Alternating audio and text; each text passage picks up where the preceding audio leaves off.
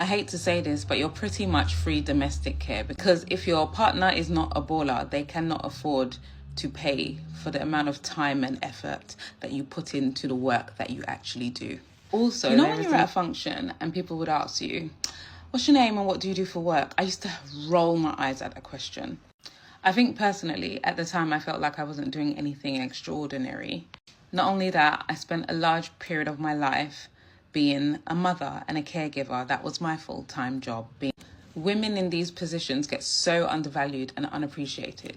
I hate to say this, but you're pretty much free domestic care, because if your partner is not a baller, they cannot afford to pay for the amount of time and effort that you put into the work that you actually do.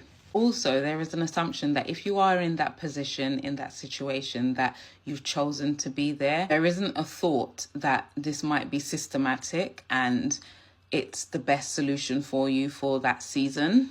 And there is nothing wrong if that is actually your choice. But for those of us whereby it wasn't our choice and it was circumstantial, I feel you completely. Anyways, fast forward, I was at a function and somebody that I hadn't seen in years and years and years asked me, oh, hey, Lay, so what are you doing for work now? And I said, I'm looking after my kids. They looked at me and they kind of chuckled and said, I get it. Nobody dreams of labor.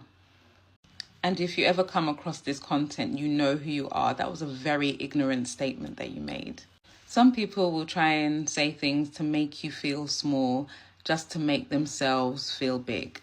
This person who said that was a man, and he now has his own family and a wife. And I wonder, while she's at home looking after his kids, I wonder if he tells her, oh, she's not working hard or she's not doing anything laborious because she's just at home looking after the kids, right? I wonder how that conversation must have gone. I wonder how that conversation about childcare and nursery fees must have gone when she did decide, or if she has or hasn't chosen to go back to work. I wonder how these conversations went. I wonder if he decided he could afford to pay her a salary to stay at home, because supposedly being a full-time caregiver is easy and it's definitely not hard work at all. I wonder how that conversation went, because yes, it's true, nobody does dream of labor, but I wouldn't say being a full-time wife, a full-time mother, a full-time caregiver, I wouldn't say that isn't labor, would you?